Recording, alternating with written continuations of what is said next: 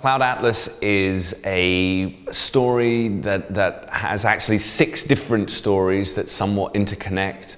There's an enormous cast: Tom Hanks, Halle Berry, Hugh Grant, Hugo Weaving, Susan Sarandon, and lots of other people, all of whom are playing multiple roles in the various different stories. It's a crazy, ambitious, wild, wonderful, epic. I don't think it compares to any other film I've ever seen or been involved in.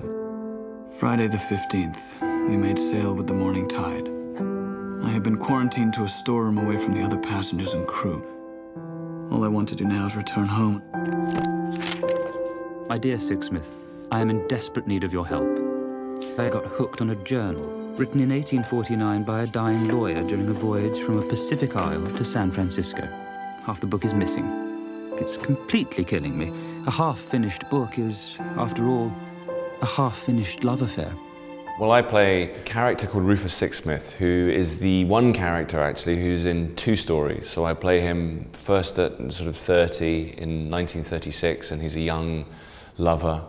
And then we revisit him again in 1973 when he's in his late 70s by now, and has become a nuclear physicist and is, you know, somewhat, we see some of the sadnesses of his life written on his face. I also then play an Asian interviewer set 150 years from now, and in a very small cameo, I play a male nurse in a old people's home.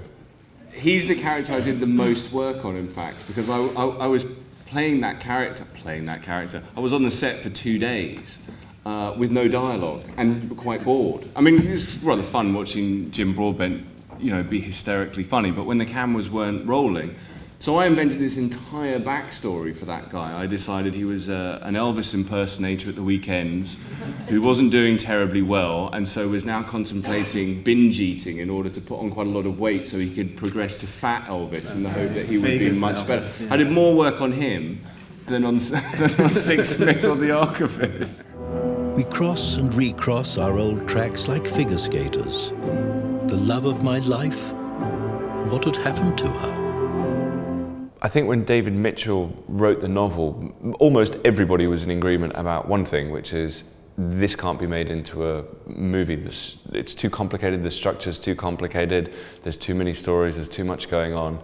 And I think if it hadn't been for people as visionary as the Wachowskis, and as good at adapting difficult material as Tom Tykwer. Tom Tykwer adapted Perfume, which he then directed as a feature film, and people said they felt that couldn't be adapted into a movie. The combination of the 3 of them is sort of the perfect storm, and I can't imagine really anybody else who might have dared to even try and do it, you know. Well, I absolutely loved doing it, this film. It was just fantastic. And of course we shot in Glasgow for a good bit of the film. You know, we shot down on Douglas Street, which amazingly, if you squint, looks a lot like San Francisco.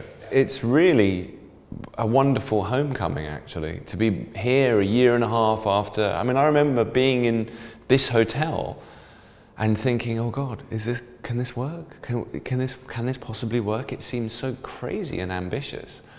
And so to be here now, having a chance to present it to, you know, the poor people whose days were interrupted because they couldn't drive down the streets they wanted to drive down because we were filming there, is really wonderful, you know. And I know that right before us, World War Z were filming, and right after us, Scarlett Johansson came in and filmed a movie here. And it's just so great that Glasgow is such a thriving city for filmmakers at the moment.